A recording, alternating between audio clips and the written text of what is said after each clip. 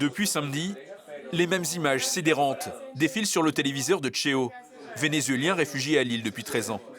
Avec sa mère et d'autres compatriotes, cet opposant politique à Nicolás Maduro peine encore à croire à l'arrestation par les Américains de ce président qu'il a si longtemps contesté. Sur un moment, je pleurais, je prenais ma copine, je pleurais et je ne pouvais pas me contrôler. Et de certaine façon, je riais, j'étais content, mais c'est une sensation qui monte et descend parce que toutes ces émotions, on était confrontés. On a même des fois du mal à croire que c'est vrai, enfin c'est vrai. Ici, dans son salon, tous ont participé à des manifestations étudiantes contre le régime, ce qui les a contraints à l'exil. Nous pensons aux familles qui souffrent encore là-bas, aux prisonniers politiques, à cette situation où règne véritablement un régime dictatorial, où ils sont toujours aux commandes pour manipuler le système, nuire aux gens, persécuter les gens.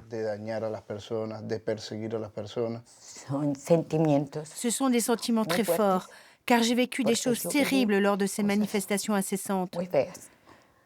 J'ai participé à toutes ces manifestations, ces enfants, mes enfants tombés. Des mineurs, une balle dans la tête.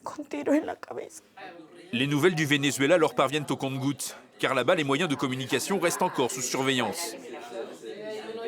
Ma mère m'a dit que tout c'est en silence, que tout c'est comment ils ne savaient pas qu'ils vont faire. La peur est là et elle persiste, car le régime est toujours là, même si l'un d'entre eux est parti, les autres sont toujours là. Ces opposants à Maduro veulent croire aux bénéfices de l'intervention américaine.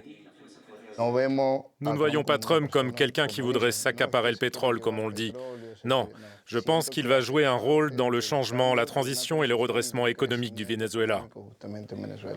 Mais pour eux, il est encore bien trop tôt aujourd'hui pour envisager rentrer au pays.